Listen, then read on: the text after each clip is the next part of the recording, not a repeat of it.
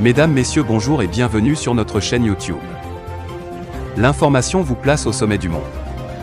Alors, si vous êtes nouveau, abonnez-vous et cliquez aussi sur la cloche de notification pour ne plus rien manquer.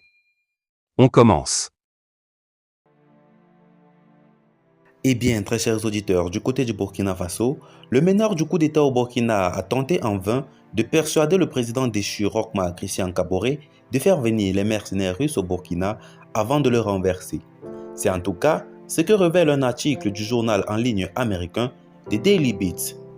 En janvier, Paul-Henri Sandaogo Damiba avait participé à une réunion sur la situation sécuritaire organisée par le président déchu Roch-Marc Christian Kaboré et selon les informations du site d'information Daily Beat, celui-ci aurait demandé au président de faire intervenir le groupe paramilitaire privé russe Wagner pour aider l'armée à maîtriser la situation sécuritaire.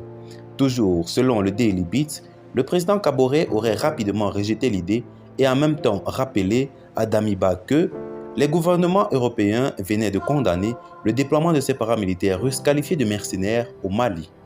La société paramilitaire russe Wagner a été identifiée pour la première fois en 2014, combattant aux côtés des séparatistes pro-russes dans le conflit de l'Est de l'Ukraine.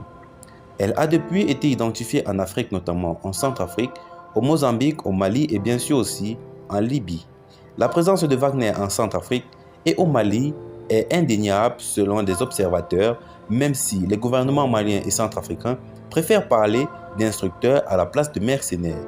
Le Mali n'était que la partie visible de l'iceberg.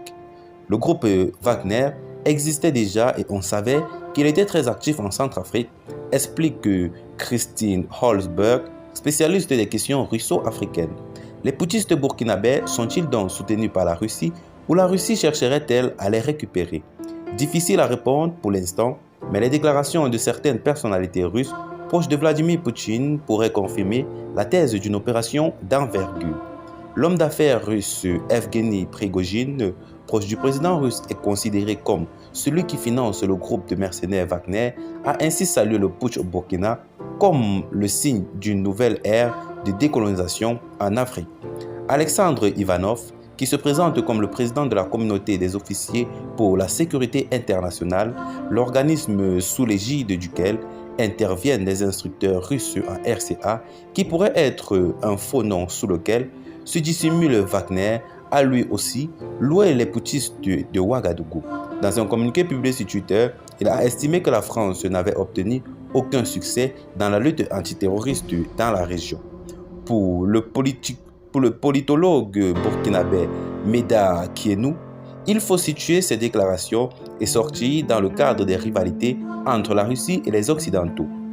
Mais est-ce que le groupe Wagner pourrait représenter un soutien plus efficace? Au Mozambique, le groupe a connu une courte et désastreuse campagne. D'août à décembre 2019 contre les djihadistes, les paramilitaires russes ont dû se retirer après avoir subi une lourde perte. Moscou cherchait ainsi à retrouver son influence qu'elle a perdue en Afrique dans les années 1990. Et c'est ce que certains appellent le grand retour de la Russie en Afrique. Le ton avait été donné à Sochi lors du sommet russo-africain en octobre 2019 où Vladimir Poutine avait réussi à réunir plusieurs chefs d'État africains, rappelle Christine Holzberg. À Sochi, c'était un jeu d'armes. Il y a eu beaucoup de discussions quand les chefs d'État étaient venus à Sochi, mais on n'a pas vu de grandes choses par la suite. Alors, très chers auditeurs, qu'en pensez-vous donc? Laissez vos avis en commentaire, partagez la vidéo avec vos amis si vous l'avez trouvée notamment intéressante, abonnez-vous à la chaîne si ce n'est pas encore fait et retrouvons-nous très prochainement pour de nouvelles notes d'information, toujours sur Africa Miniature. Bye bye!